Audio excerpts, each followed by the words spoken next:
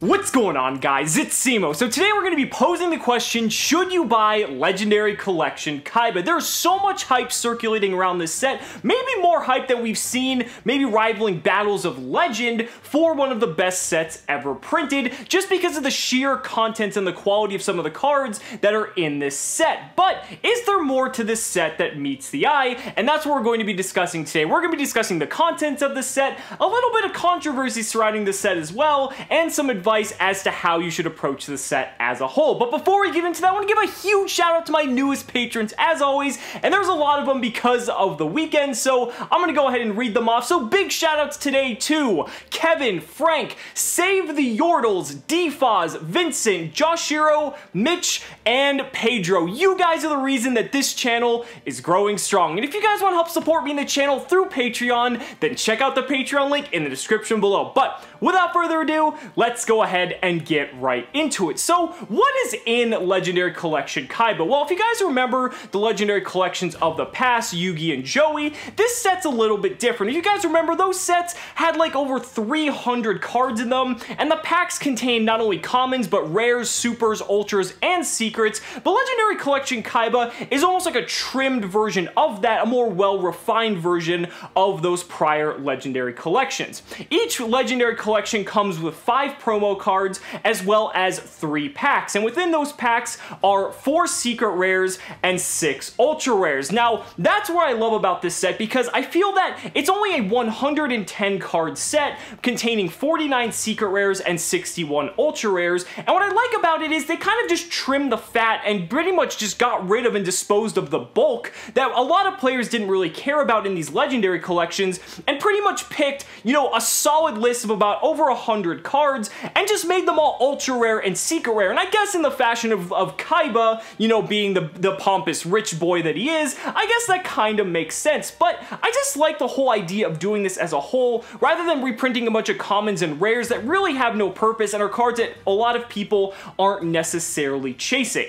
Now, one of the things is the promos. Now, the promos in this set are pretty cool. They're obviously all Seto Kaiba inspired. A lot of them are just cards that, you know, they might not necessarily be the most competitive, but they're all retrains of some cards we've seen before. They're all brand new, which I really like. 2 of them are actually semi-competitive. The King of D as well as Dragon Revival Rhapsody might have a place in Blue Eyes decks, but the other 3 are more so for collector's value. However, what I don't like about this set is the fact that those 5 promos are also a part of the 49 secret rares that you can possibly pull out of your packs, and that's a little bit discouraging because you're gonna get the promos no matter what, and it's not like these are competitive staples or cards that really everyone is necessarily chasing. They're cards that are promos, and the fact that they're pretty much just adding bulk to the secret rare category, and you can pull multiple copies of them from your 3 booster packs that come in your Kaiba collection, is a little bit disheartening. That would be like, you know, if Ghost Ogre, when that was a promo in the tins in the past,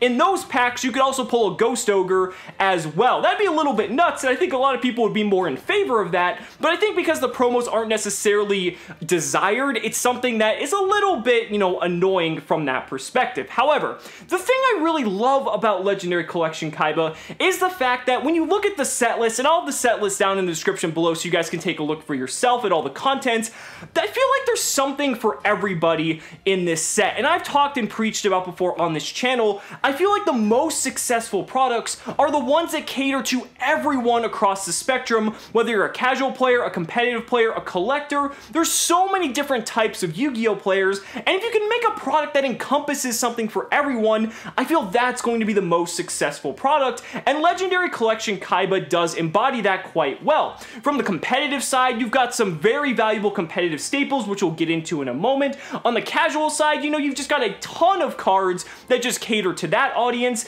and then you've got stuff like, you know, hollowed out versions of cards that people might want to add to their decks just to upgrade their decks and make them look a little prettier. You've got secret rare versions of the ABC pieces. You've got pretty much every Blue Eyes card under the sun now in secret rare, so now you can just make the blinged out Kaiba special Blue Eyes deck, which is going to look absolutely gorgeous. You've got stuff like secret rare Terraforming in this set, which Terraforming is one of the most played spells in the game because field spells have become so prominent in Yu-Gi-Oh as of late. Then you've got stuff like secret rare Delinquent Duo for the GOAT GOAT control players. This card has not had a reprint in years and is one of the most expensive cards when you're trying to enter GOAT format. And GOAT format is arguably the most, non-sponsored version of Yu-Gi-Oh! That is played amongst the player base. So I think it's amazing that they decided to reprint a card like this, even though it probably has no viability outside of GOAT format as a whole.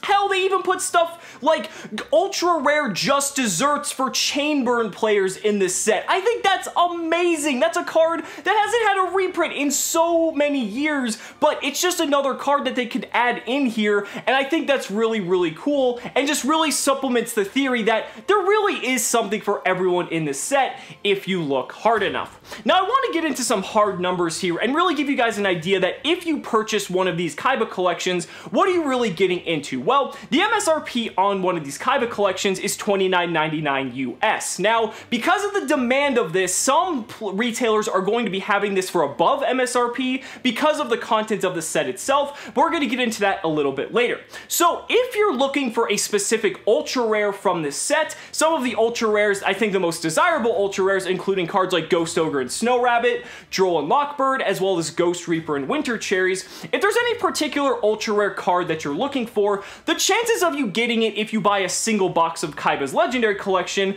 are 33%. So 1 in every 3 boxes will have one of these cards. And what I mean by that is, if you're just looking for a specific card, there's a 33% chance that any particular ultra rare that you're looking for will be in there. Now, obviously, there can be multiples in the same box, but after looking at ratios of what people have already opened, this seems to be a very common trend. Now, if there's any secret rare that you're looking for, and some of the secret rares in the set include Card of Demise, one of the greatest competitive staples, especially if you're playing stuff like Draco Demise or any stun deck that really just needs to fuel its resources. Hell, Chainburn, I just mentioned that earlier too, that can play Demise. There's also stuff like Utopia the Lightning, one of the most expensive cards needed in a rank 4 extra deck, has now been reprinted. And you also got Beals of the Diabolical Dragons, which isn't played in a lot of decks, but it was one of the most expensive extra deck cards because it's never had a reprint apart from now Legendary Collection Kaiba. So if you're looking for any of these secret rares, the odds of you getting any particular secret rare is 25%, about 1 in 4 boxes. So a little bit less than an ultra rare, and that makes sense because it's a higher rarity, there's less per pack, so when you do the math, that kind of makes sense. But now is where we get into a little bit of controversy. So the thing is, there's the chase card of the set, Ash Blossom and Joyous Spring, in the ultra rare slot. And by what I just said previously, you should have a 33% chance, or 1 in 3 boxes, to get a copy of Ash Blossom. Well, that's not necessarily the case. After seeing and verifying with multiple sources, it seems that Ash Blossom hasn't been short printed, but more so semi-short printed, and the odds of you pulling an Ash Blossom out of a single box is about 17%, about 1 in 6 boxes. Now, this also follows suit for Raigeki, the other card that was semi-short printed in this set as well, and that kind of makes a little bit more sense because it's Raigeki and it's in the secret rare slot, so I guess that's a little bit more justified than Ash Blossom, which is in the ultra rare slot, but it's still a little bit shady and underhanded that this is the case. Now, this isn't a grave deviation from the norm, but it's still a slight deviation that I did want to mention nonetheless, because Ash Blossom is the card that everyone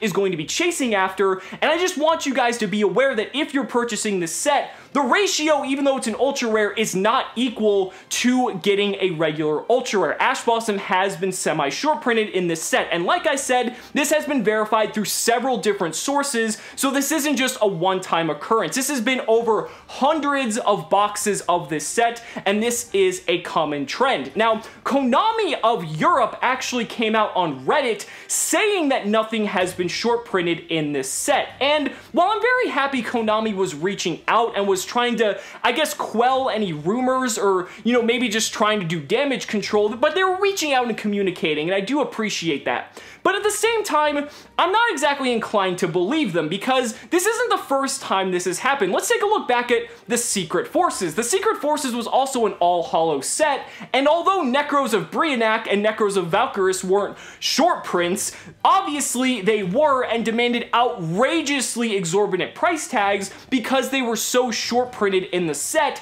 even though they were still taking up a secret rare slot. So the thing is, even though this isn't as short printed as, let's say, Brio or Valk in Secret Forces, Ash Blossom or Regeki still have been semi-short printed by comparison, and that's definitely something you need to be aware of as you're deciding as to whether or not you want to purchase this product.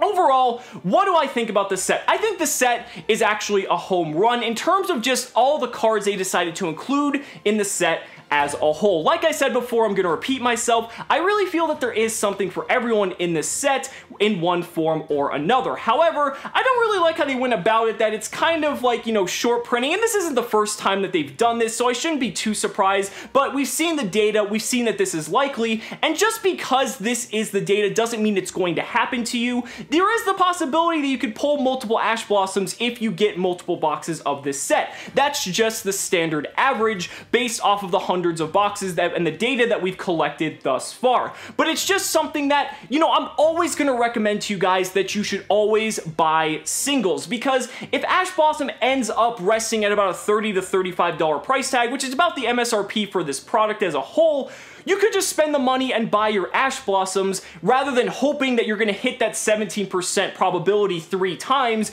and getting them that way. I think that's a much more cost-effective way of doing things, but if you're interested in just buying the box just to crack it for fun, I think this is a really good product to do so because you're going to be happy generally with the contents of this product as a whole. I just want to make sure you guys have all the information you know going into it to help make the most educated decision that you possibly can. But guys, those are just my thoughts. Let me know down in the comments what you guys think about Legendary Collection Kaiba as a whole. I'd really love to hear your thoughts. Guys, thank you so much for watching the video. Be sure to like the video as always. Subscribe to the channel for more amazing Yu-Gi-Oh content. And if you found this video helpful, consider backing me on Patreon, because just by pledging only $1 a month, you're investing in my ability to continue bringing you amazing Yu-Gi-Oh content. So thanks so much again, and we'll see you next time.